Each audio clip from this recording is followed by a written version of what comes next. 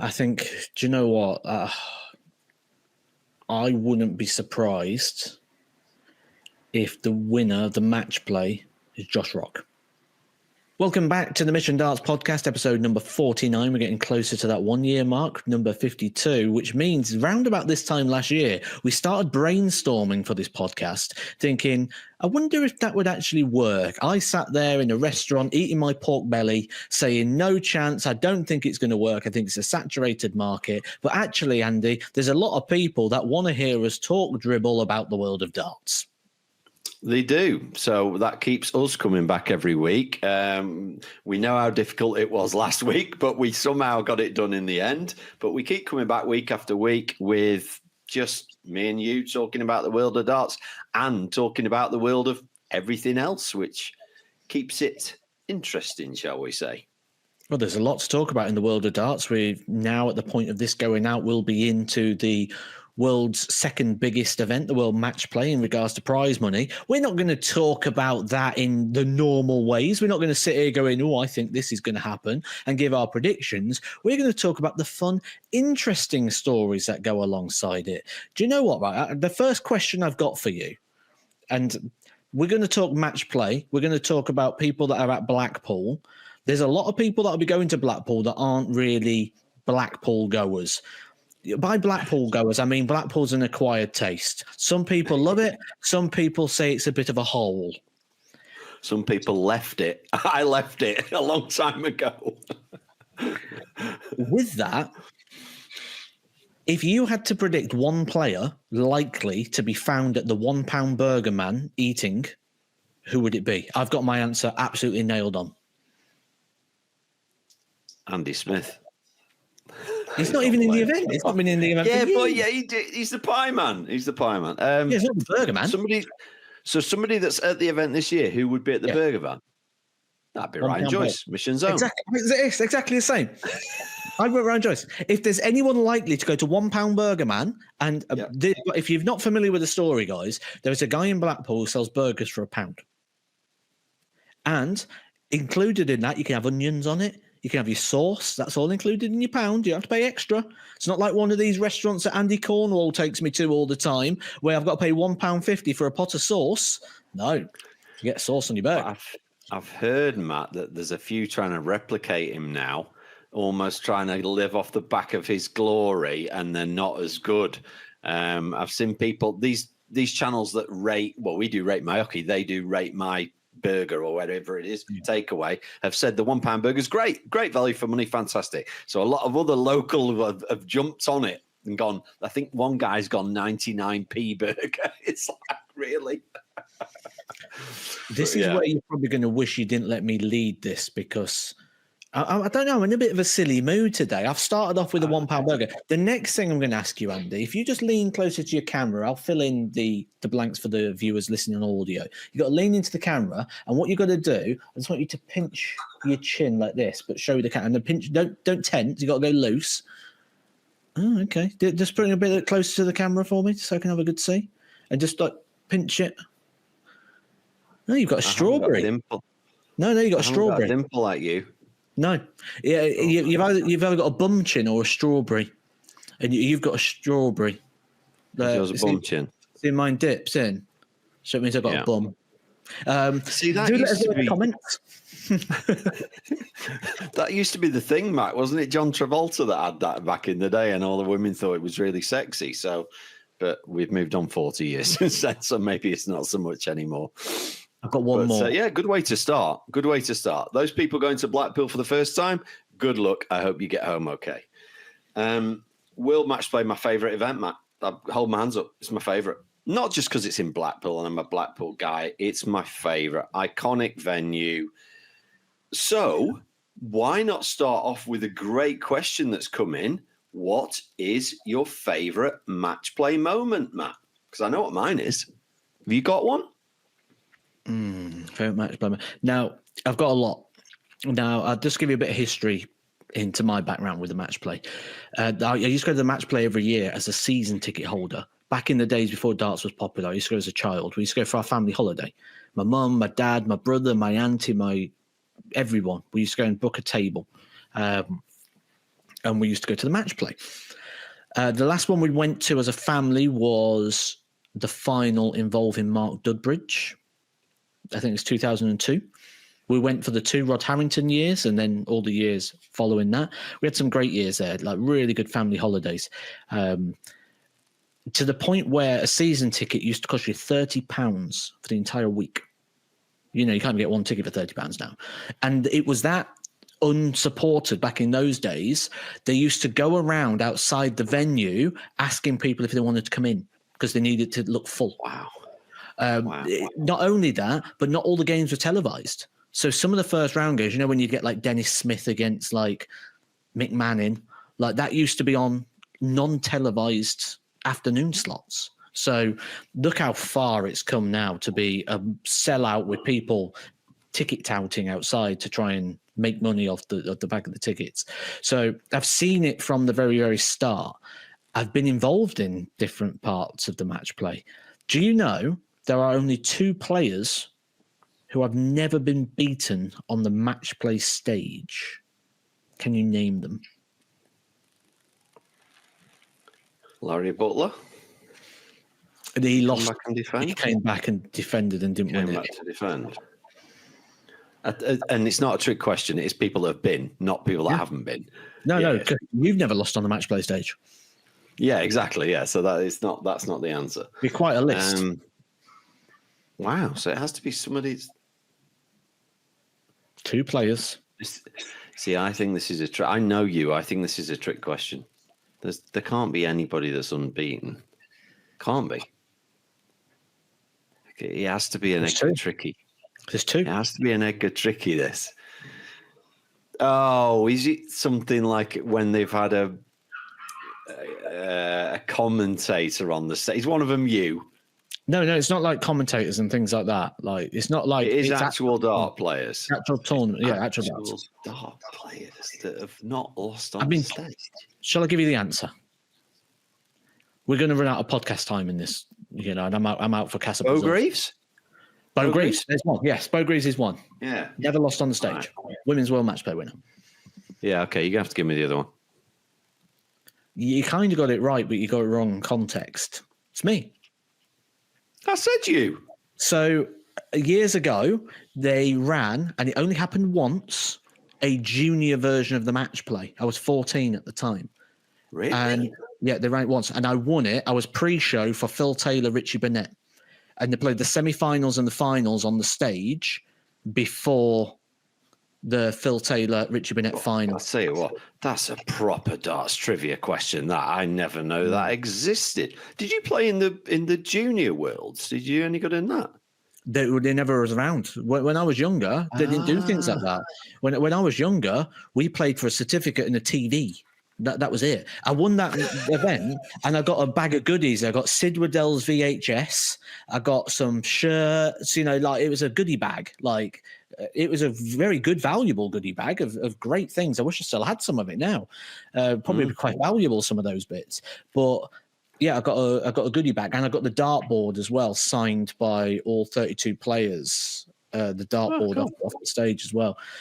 So yeah, I was up on the balcony practicing before it. Phil Taylor, Richie Burnett getting ready for their final, and there's me like on a practice board, like, yeah, this feels a bit weird. I had a ticket, so then I went downstairs and watched the final. So brilliant. You love a segue. You love a segue, Matt, and you've just absolutely segued a question about tickets. So I've got to find it here. Hang on. Yeah. So on the comments, Martin Hewburn has said, could you please tell us what do you think about the lack of ticket availability for PDC majors? Is it becoming a problem like concert tickets and everything else now seems to be bought up the day they come out and then they miraculously reappear at higher prices? Are we going to see the same problem with darts? There is only so many tickets to go around, and the match play is not a very big venue. You just froze a minute then. Oh, could you hear me? Yeah, absolutely perfectly. Oh, you were trying. Very good. Very good. Yeah. Yeah. So the first thing is the PDC have a lot of systems, and they're developing further with the systems to sort of stop people from ticket touting, to profiting off the tickets. If they catch people trying to sell the tickets on for profit, they are cancelled and then resold. This has happened on many occasions. So the PDC are trying to do a lot with that. Is the availability any better? The problem you've got is you can't just make more tickets. That building is absolutely maxed out. There is standing tickets available for the World Match Play. There is nowhere else to sell tickets. So unless you move it, you can't have more people go in. The other way you can do it is have more sessions, essentially make the match play 48 players and have like top 16 seeded, top 30, next 32 to play the top 16. So that's a possibility. And then extend it. But it's already 2 weekends and a week. How long can you make the World Match Play? Can you have a week and a half match play, a 2-week match play? Yeah. So does it end up going to bigger venues and we lose things like this? I don't know. I think, look, we want the sport to keep growing. Of course we do. But there is a ceiling on a lot of things that you can do with darts. Look, you can't have somebody sat half a mile away at darts. It's, you know, you can at a concert, but you can't at darts. You need to be in the thick of it. I know some of the big venues for Premier Leagues and etc., and I've been to them, and you're a little bit far away, but you do still kind of feel in it. You know, the golf is on this week, and in fact, by the time this goes out, there'll be a new Open champion. I think something like 200,000 or 300,000 people a day can attend. Now, that's a lot of people. So as darts continues to grow, it's quite simple. Simple maths. The demand will be more for tickets. So what do they do about that? You know, what's the solution, Matt? The problem is, whatever solution I give you, people won't be happy with it. You can move venues to a bigger venue. People will say you've lost the integrity of the event and you've lost the history and the prestige. It doesn't feel like the match play anymore because it's now just in a faithless arena. You could heighten the ticket price, but then you'll get people go, well, now I can't afford it, or how can a family ever afford to go there because like the cost of things is, oh, that's an interesting phone call. But that could be interesting. My phone's ringing and it's quite an interesting person. That could be one we could bring on next week's. There's something happening. This person don't ring me unless something's happening. So we'll see what's going on there. So, yeah, there's lots of solutions, but I don't think none of the solutions really are going to please everybody. I know you can't please everybody, but I think the solutions are going to cause more problems than solutions. So for me, the best way to do it is to have more supply. You're going to please the players by extending the field to 48. The players are going to be happy, more opportunities, more prize money, more major exposure. But do the broadcasters want to go a week and a half? Does the venue want to go a week and a half? I think the match play, though, being the second biggest event on the calendar, I think we've now got the opportunity to do so. So like with the wrestling, I'll always go to the wrestling. You always go to the golf, I'm going to the wrestling. So WrestleMania has always been our flagship event on the world of wrestling. Now it's gone 2 nights. Now, off the success of 2 nights WrestleMania, for the first time ever, we've got a 2-night SummerSlam. Surely the match play being the second biggest one, if we're going to extend the format to 48, and let's be honest, how many events are very samey? We haven't got a 48-player field at the minute. We've got a 32 with the World Grand Prix. We've got group stages with the Grand Slam.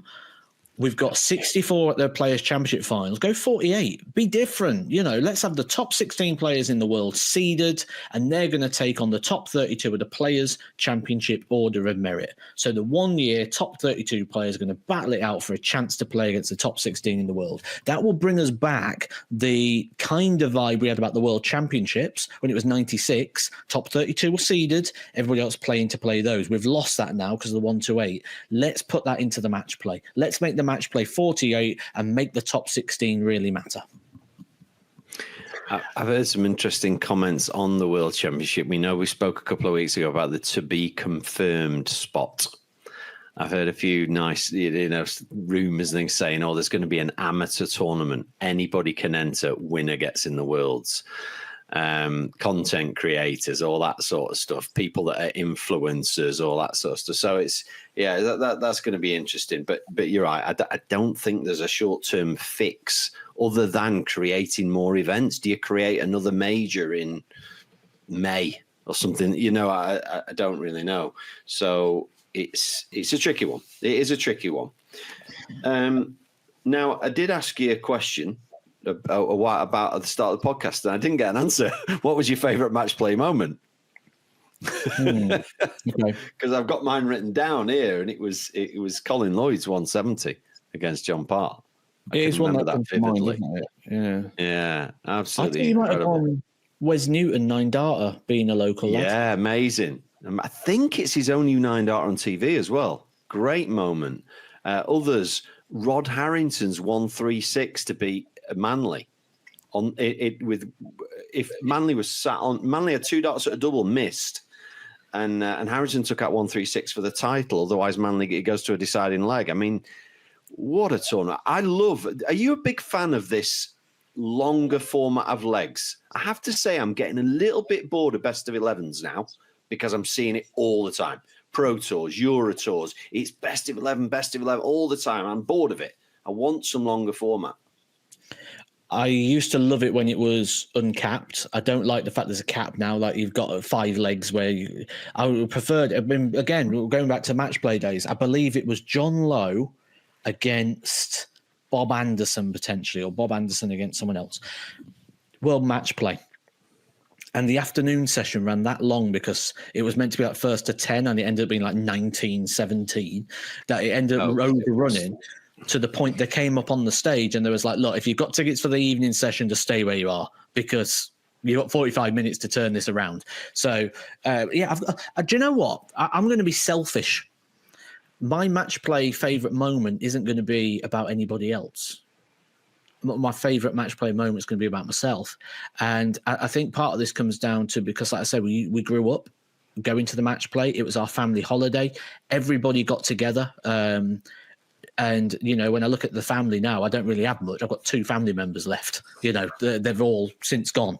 So when I look at that, I think like I've got a lot of really nice memories there. And this is why I'd love to have qualified for the match play. It was a massive one for me. It would have been that's my big event. And still now I'd love to qualify for the match play, but the chances of I'm a long way off of playing in the match play. So at the I would just swap everything. I would have swapped every year I had on tour. I'd have swapped every World Championship appearance. I'd have swapped it all for one go at the match play. So I think for me, my big thing for the match play isn't about a player's achievement or moment. Mine is about the moments that are constantly being created, because Blackpool's unique in the fact that the match play is played at a seaside holiday location.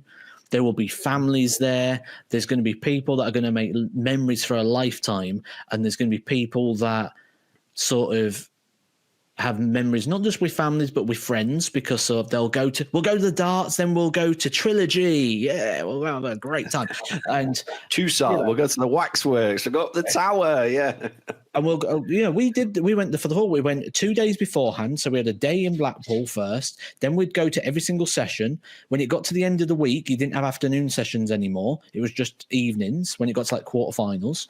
So then we'd go to like the Pleasure Beach, and we'd go with our Sun tokens, where you used to collect tokens in the paper, and you'd go along and you'd get some free tickets to the Pleasure Beach and things. We'd go swimming. Oh, it's brilliant. Yeah. I'd play the roller derby. Fantastic.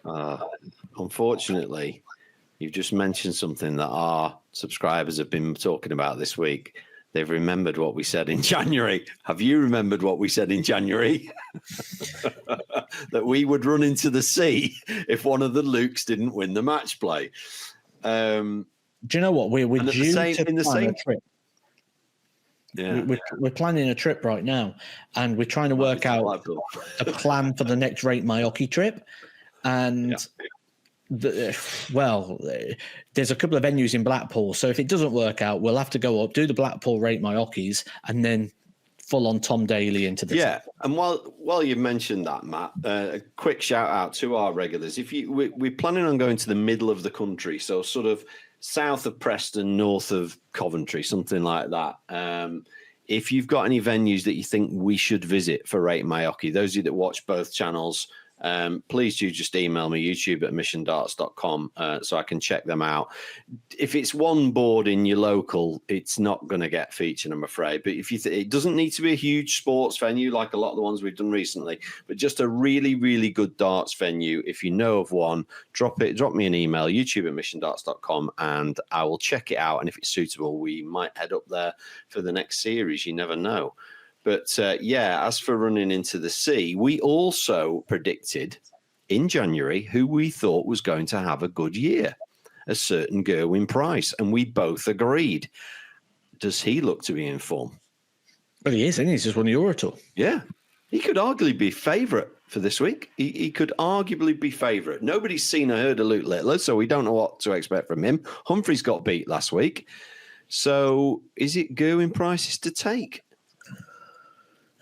I think, do you know what? I wouldn't be surprised if the winner of the match play is Josh Rock.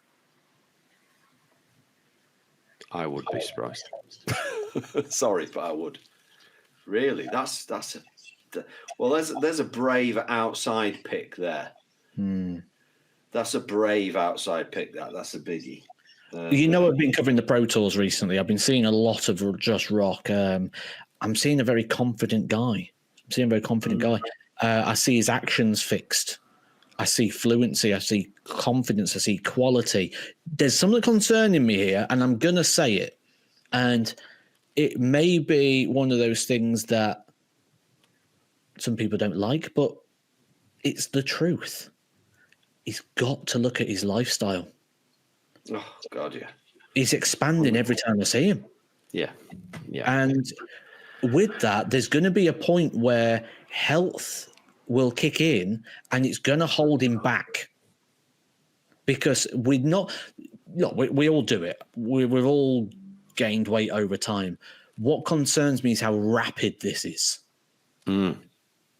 It's not like gradual over years, which means the strain he's going to be putting on his heart, his organs, his muscles, his knees, his joints, his shins.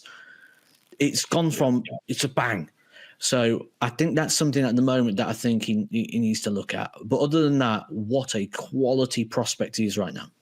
Yeah, and obviously was a mission player and was a slim lad. Yeah, so you're right. A lot's gone on there. I'll tell you who's not going to win the match play. Michael Smith's not going to win it. Dimitri Vandenberg's not going to win it. Christoph Ratajski's not going to win it because, and I'm moving this over to you as our analyst and statistician. That's not an easy word to say. They're not in it, Matt. What is that going to do to their ranking? A lot of people are talking about Mike Smith, but what is it actually going to do to those three guys? Is it as big as we think or not? No, they both lost early last year. They lost in the second round 2 years ago, so it's not making too much of an impact. But it is in regards to the fact that they're losing money and other people are gaining. Now, there's a couple of interesting things with this. I'm not going to go full stats because that's not what we do here. We talk about the gibberish of the world match play. The first thing is Michael Smith 2 years ago was the number one seed. Wow. The number one seed for the match play. That's the event that's up for defending this year, 2023. The World Match Play, number one seed. Now, with that in mind, that makes you think, doesn't it? If you can go from number one seed to being number 23, the rankings are wrong. They're wrong.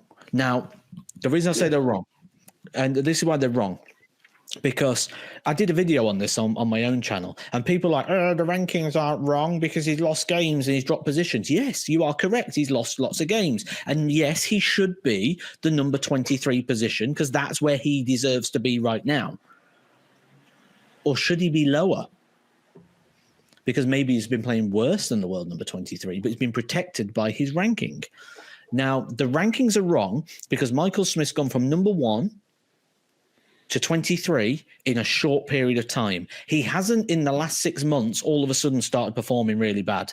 He's been protected by his ranking in a higher position, which has kept him up there. Now, what I think should happen here is a depreciation of ranking. You win £1 million for winning the World Championship this year. You've got that money on your rankings for 24 months. Why should that £1 million still be worth £1 million in 2 years? It should depreciate. So, right, you've got £1 million over 24 months, breaks down to, I don't know what, you're better at maths than I am. What, about £40,000, is it, a month? What, how many months? 2 years? 2 years, yeah. 40 grand. No, $1 million be 20 grand. 24, 40 grand, yeah. Right, okay. Yeah, so 40 grand, yeah. So in February, it's worth 960,000. The month after, it's worth 920,000. So that will be a true reflection of the rankings, because Michael Smith hasn't just gone boom. He's actually been sliding down, but instead of sliding down, he's stayed here. He's not moved. And then all of a sudden, 2 years later, bang, there you are. It's not been that drastic. It's been coming for a while. And with that in mind, has he been getting in events as a top 16 player when he shouldn't have, keeping him higher in the rankings for longer? Yeah, I see what you're saying. Yeah, I see what you're saying. That's good. I mean, I guess it's not a simple solution, and there are other sports that do similar. I seem to think there's another sport that does it over 3 years rather than 2, and perhaps that would be fairer. I'd like that. Over a longer period. Interesting. No, it does need looking at. It does need looking at. While we're talking about darts, and we often don't, but it's just a question that I came to my head this week thinking about the match play again and thinking about who hasn't played in it over the years. A question that we've never addressed, Matt. Who do you think should have switched BDO to PDC but never did? So anybody, or should have switched sooner, or anything to kind of comment on? In fact, let me start you off, because this is an interesting one for me. So as you know, I did a year on the BDO. Now, I don't remember Glenn Durrant on the BDO. I remember playing with Adams and Robson, and Darryl was there, and all that sort of era of play. Gary Anderson was there, but I don't remember Glenn. But then I remember Glenn winning the BDO Worlds, which was after I'd finished playing, and then he obviously went to the PDC, won the Premier League. Fantastic. Was he a late starter, or was he just in the background? Yeah, he's a late starter. He played a lot of local darts, didn't really travel too much. Right. Finances as well. I've talked about my story and the financial side of things. Glenn was very similar. So doing the BDO was a financial nightmare. Not even doing that, even just to play darts. So one of the stories that, and I can tell this because Glenn's, it's not a hidden story. He's told this on my channel when we've had some sit down chats. Glenn Durrant actually, not many years ago, and not many years before winning Lakeside, took a payday loan just so he could go to county. Wow.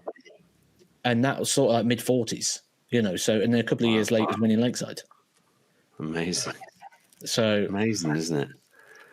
It really is. Yeah. So is there anybody that springs to mind? The obvious one kind of is Martin Adams, who we famously know did come to the PDC, but only for a couple of months and then went back. Would he have been a force, do you think, on the PDC? I think he may have been at his peak when he was winning those world titles. Do you know?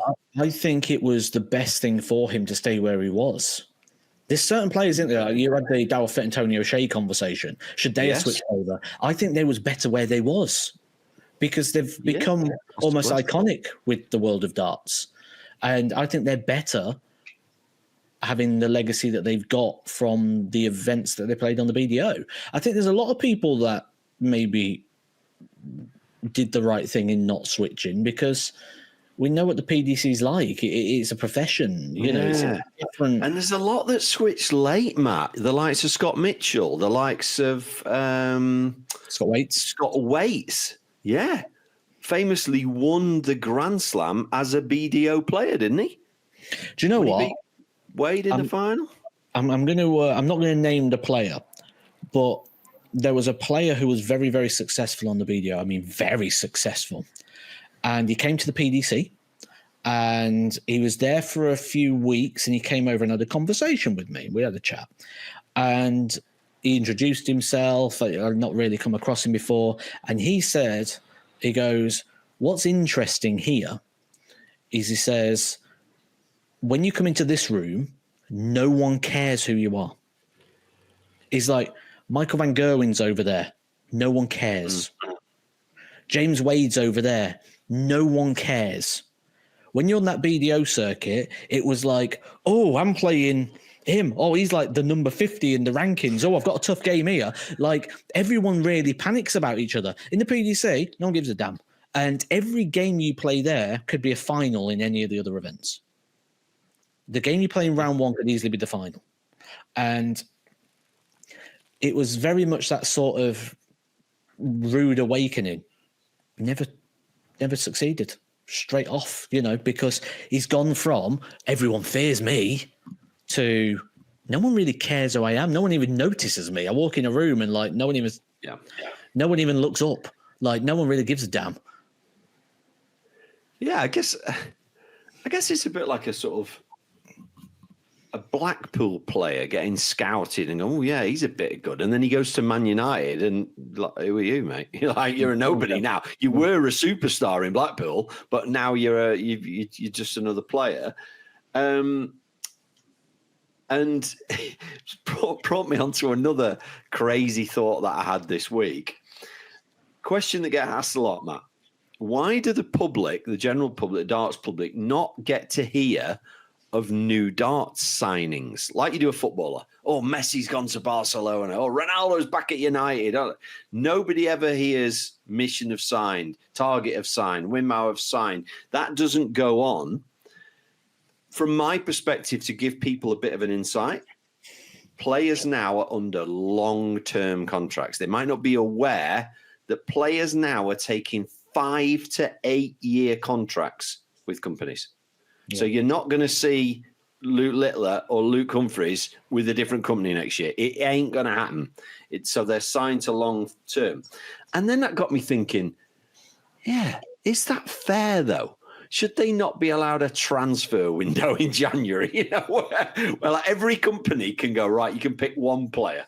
You can pick one player and you can have him for the year, like football. I don't know if this signing, and obviously I'm speaking from a brand's perspective, I'm not sure if this signing players almost forever is that exciting. I don't think it's that exciting. I think there's different things could be done.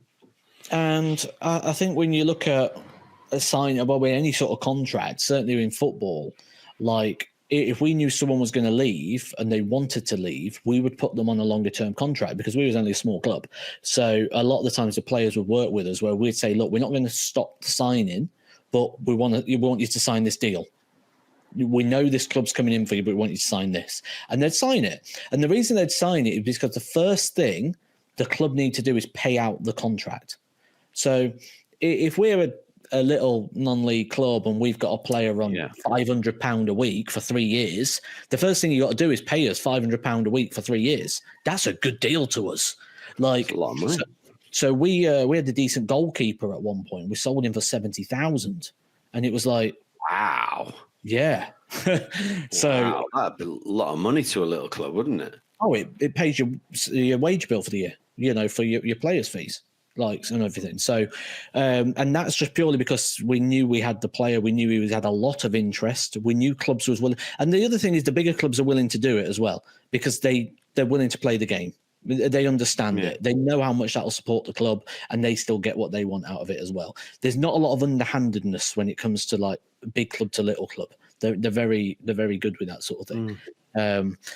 And I think with this, it could exist, but you imagine trying to buy Luke Littler's contract because you're going to have to pay him out. And not only that, but there may be a fee included on top of the payout of the contract. So first thing you got to do is you got to buy his contract. Then there might be a fee on top of that. And to do that as well, you can't just go in and have conversations with them because it'll be a breach of his contract to open a conversation with another brand. So he would have to have a off of his, it's a mess. It's tricky. It's a minefield that's not worth navigating because the value of getting that contract Luke definitely would be valuable, but the value of taking most players isn't really there. No, absolutely. You bang on. Last week we chucked a lot of equipment on the screen, Matt, and people liked it. Got in the comments and said, "Thanks for that. We appreciate being there." Some people actually went, "I only listened to the podcast, but I went and watched it because I wanted to see what the new equipment was." Brilliant, double watch. Thanks for that, guys, and thanks for subscribing because we're over the 1,500 that we wanted to be, over 1,500 in a year when we started this thinking, "Is anybody going to listen?" So thank you for that. I've chucked all the shirts on my bed like you told me to do, Matt, last week. All the new shirts. You can't really see them on camera. So I'm going to take this opportunity to put one on. I'm going to put my favourite one on. So I'm just going to go out of screen. Obviously, nobody wants to see me getting undressed on camera, Matt. It's not that sort of podcast. What's interesting about that is the fact that I was literally going to say to Andy, you've put all the shirts on the bed and you never put one on yourself. But he did. He's going to go put one on now. Ironically, he's took the earpiece out as well, so he's not going to hear anything that I'm saying right now.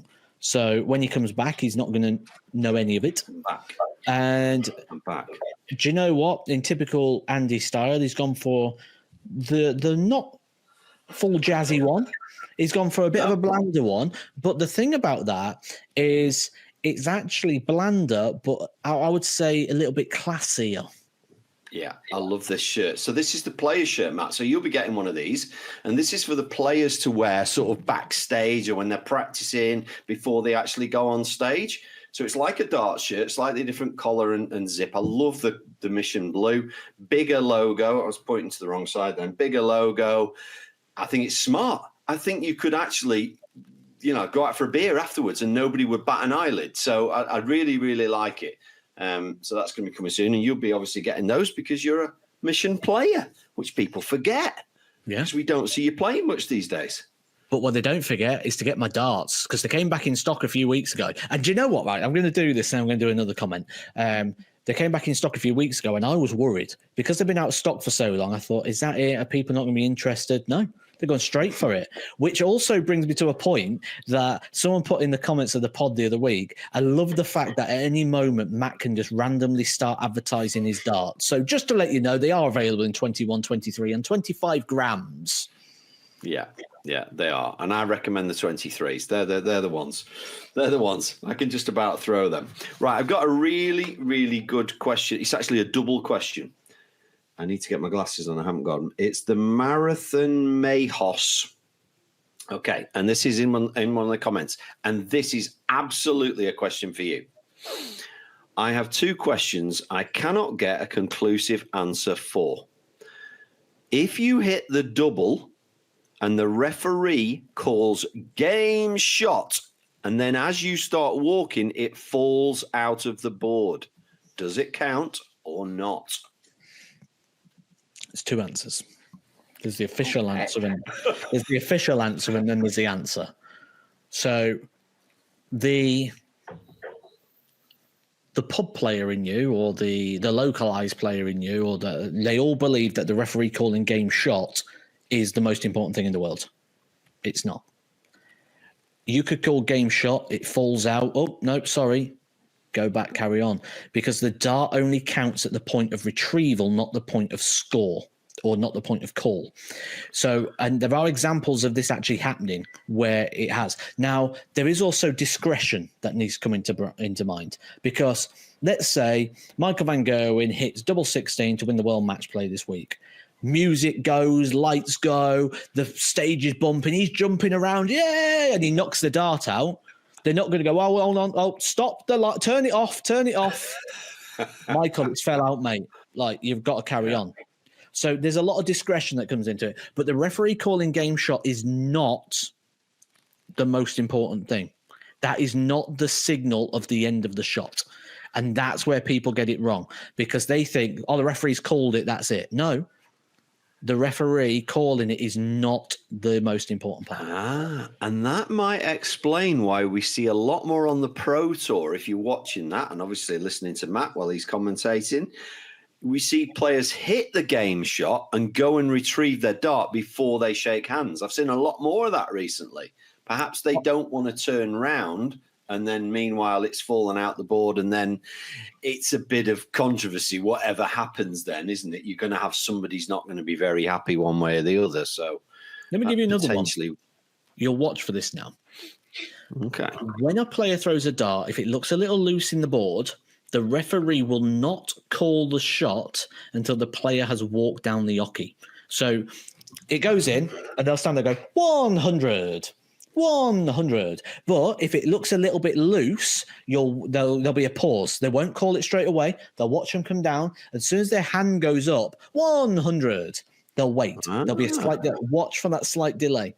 Little bit of industry inside. So, if you was there, they'd be like 26. And, which, by the way, never gets boring. No, it never gets boring. 26. Yeah. So the same guy's actually put us another question. I like this one. So do you know what? I'm going to give him comment of the week. He's done two. So marathon. We haven't done one for a few weeks. Marathon Mayos. Send me an email. YouTube@missiondarts.com. You've got comment of the week. I'll send you some goodies. Right. His second part to his question, and I do not know the answer to this, and it has happened to me. So enlighten us. If you hit, if the dart lands in the wire, so it hits the wire and sticks in the wire in between the treble 20 and the single 20, does it count as 60, 20, or nothing? Nothing. And I have actually done this once in my life where the dart hit the wire and stuck in the wire. Yeah, it's nothing. It's nothing. Yeah, it's no score. Wow. Yeah. It's not in a scoring section. It has to be in a clear defined scoring section. And that's not. So, yeah, it's absolutely no score. Yeah, I've covered this one before. Because I was thinking, does it matter where it lands in colour or anything like that? But no, the dart has to land, and it has to land. It's in the segment of which it enters the board, and that hasn't entered the board. So, for example, if the dart in the olden days, when the wire used to be on the fascia of the board, if it went in the treble 20 but went under the wire, it'd be a 20 because it enters the board at 20, not treble 20. So, yeah, that's no score. So I think we've talked a lot about it, actually. I think we've talked a lot about go for it. So I'm going to just sidebar us very quickly to something I heard, because I've listened to a few podcasts and things now. I thought, do you know what? I want to hear what other people are doing as well, because I want to get a bit of a vibe into what other podcasts are. And there's one thing I saw on the Buckleys, and I loved it.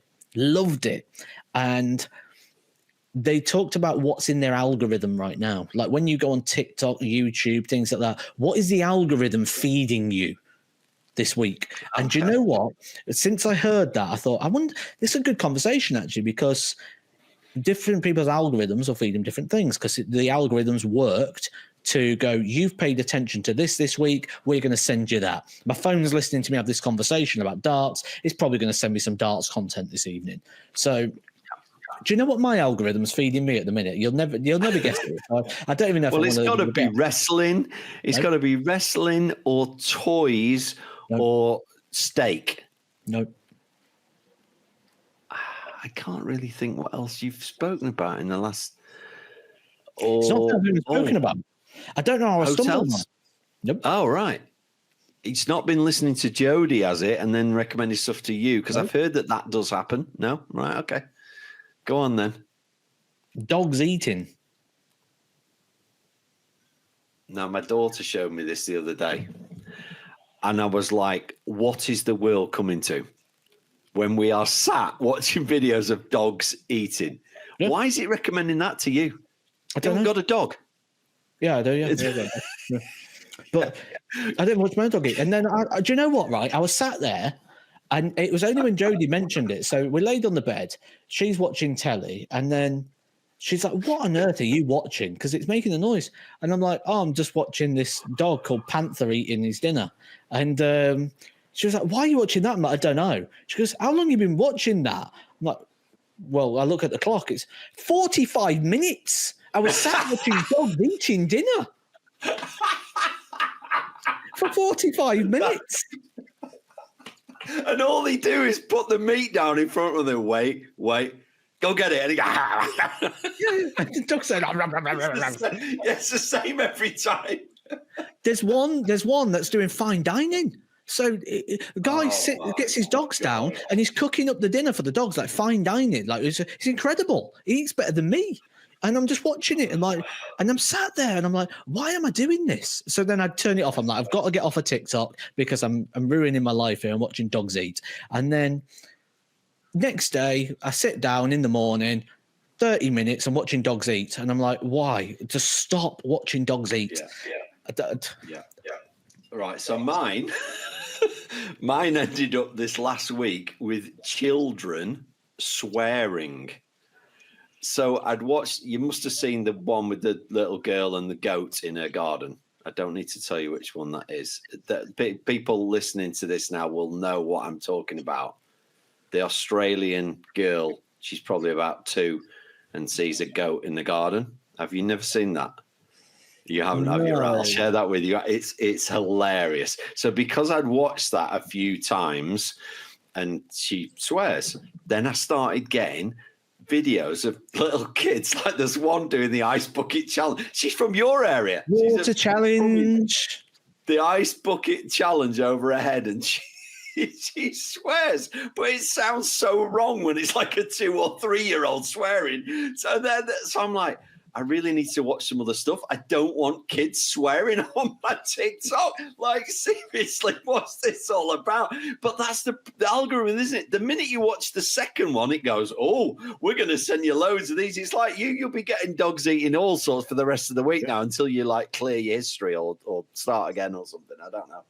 But yeah, how the algorithm works. So it makes me think, I wonder where it sends people after they've listened or watched this.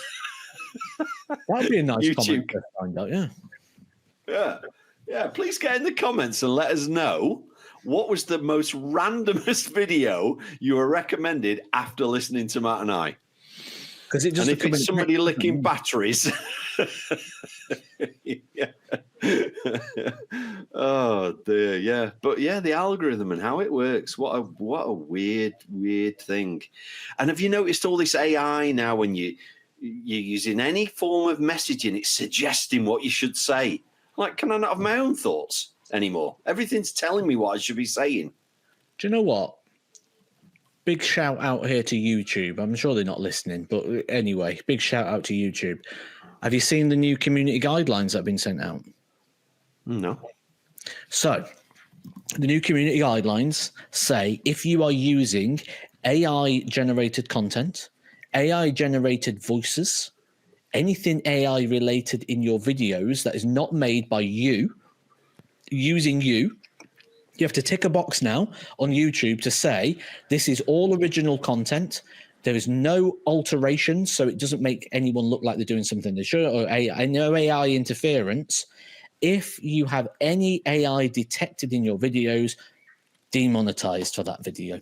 Oh, good. They only monetize original content of real people doing real things. When did I think I'd say that? The Terminator is real. Yeah. Right, something else has just randomly popped in my head, Matt. Just like from TikTok this week, or it might have been YouTube Shorts. People saying that the Earth's flat. Where'd these people come from? Yeah, where have they suddenly come from? And you watch 10 seconds of one, and then there's 50 lined up in you, ready to be viewed. You're like, oh my God, really? Yeah, this is to do with the ice wall, isn't it? Is that what it is? I love a conspiracy theory, but the fact that the world is flat, I'm sorry, I couldn't get my head around that. You like, I don't know. Anyway, you got any games for me this week or anything? Because I'm quite, or anything to talk about other than. Hey, it's a great match play one for you as well. So we talked about the negatives. Let's talk about the positives. So 2 years ago, the number 1 and number 2 seed on the Pro Tour Order of Merit side, the 1 year system, was number 1 was Josh Rock, number 2 was Martin Schindler. This year, number 1 is Martin Schindler, number 2 is Josh Rock, which means Is Rock outside not in the 16? No, How's he Rock will not? be. He will be soon. Okay. Outside of the world's top 16, that means that Martin Schindler and Josh Rock have been the top 2 players in the world. Yes. For 2 years. For 2 years. Which means and neither of them. Yeah, neither of them can be far off the 16 now, surely. They can't be far away, can they? Josh Rock will comfortably go in very soon. Yeah, and Shindy's been pretty consistent. I think he probably needs a bit of a TV run, doesn't he? There's a few that do. There's a few that need a TV run. You know, your Roth Smiths of the world, a bit of a TV run needed and not really done anything. Chizzy, I see dropping down if he doesn't have a run soon. You know, Wessel Nyman, he's due a run. He can beat anybody, our own Wessel. Yeah, there's quite a few at the moment. Peter Wright, of course. I mean, you know, he could fall off the face of a cliff. We've spoken about that before. Joe Cullen seems to have disappeared off the face of the earth, not even seen him in Euros, really. So, yeah, it's. Do you know what? It feels like there's going to be some big shake-ups after this, Matt. It's big money, isn't it, this year? How much There'll be is the some winner big this year? shake-ups. 200k. There'll be some big shake-ups when it changes soon as well. But I'll tell you what, I've got a game for you. Let's load this up. I'm going to give you a player, right? And then you're going to tell me, first of all, right, so I'm going to pick a player first. I'm going to go with William O'Connor. In the Pro Tour order of merit for averages is William O'Connor, who is higher, Nathan Aspinall or William O'Connor? Higher or lower? Averages. Yeah. Please play along at home because you know that Andy's going to get every single one wrong, and then nothing new there. This sounds like William O'Connor. Yeah, I mean, it sounds surely Nathan's averages have got to be higher. Incorrect. William 95, Nathan 93.55. Willie O'Connor's averages are 95. It's 2 points higher than. And yet, how's he not won one or been a final with his averages that high, Matt? Isn't that what we call top 16 averages, 95 plus? Yeah. So we'll stick with Nathan Aspinall then. Higher or lower? We'll go Martin Schindler. Higher or lower than Nathan Aspinall? Aspinall was 93.55. So I'm going to say Schindler's lower on the basis that I don't recall seeing him in a Pro Tour final. So I'm going to say lower. Yeah, correct. You got one right. Got one right. Well done. Okay. One more than normal. So we'll stick with Martin Schindler now, the number 35 in the averages order of merit. Is he higher or lower than Dave Chisnall? With 91, is he higher or lower than Dave Chisnall? He's got to be lower than Chizzy. Chizzy's got to be higher than that, surely. Chizzy is lower than Martin Schindler. So, okay, we'll stick with Dave Chisnall. This is going like normal. I've got one right. We're down to Dave Chisnall, the number 45 in the averages. So, who should we go with? Is Ryan Joyce higher or lower than Dave Chisnall? Higher. Ryan's higher than that. He is lower. He's 49th. Oh, for goodness sake. Please get in the comments with a game that Andy can actually do. Can it be something to do with equipment or like just a game that I can actually get right? It'd be just such a nice change. Okay, how about this one then? So we're number 49 at the moment with Ryan Joyce. Is Ryan Joyce higher or lower than the in-form Missions youngster at the moment, recent quarterfinalist on the tour, Cam Crabtree? Oh. Do you know what? That's going to be close. That's going to be close. I'm going to say Ryan's slightly higher. He is. You got one right. What's Cam's average? 91.83. Oh, so okay. So let's give the viewers an idea, Matt. What's the person ranked 10th on the Pro Tour average. No, 16th. The person ranked 16th on the Pro Tour averages is who? With what average? 95.65 for Vessel. 95.65. So all these people out there, Matt, that think they need to be averaging 100 every game, otherwise they can't be a professional. Nonsense. Not true. Not true, is it? The number 64 averages 91, and that's just on Pro Tour. Top 128 is 87. Okay. Yeah, it's nonsense. So like you spoke about last year's range. So the range is 87 to 95 is the difference between 128 and top 16. Yeah. Yeah, not a lot. Not a lot. 8 points. Really not a lot. So that was interesting. That was really interesting. As usual, I did poorly at it, Matt. So we have to stick our necks out. This is going out the Sunday, the second day of the match play. Our next pod will be going out around the time of the final of the match play. So who's your pick to win it and who's mine? And we'll finish on that. It'll be a Luke. If it's not a Luke, it'll be Josh Rock. I'll say it'll be a Luke. And if it's not a Luke, it'll be Damon Hetter. And with that, it's been a pleasure, as always. I wish We'll I be could say back. Same time next week.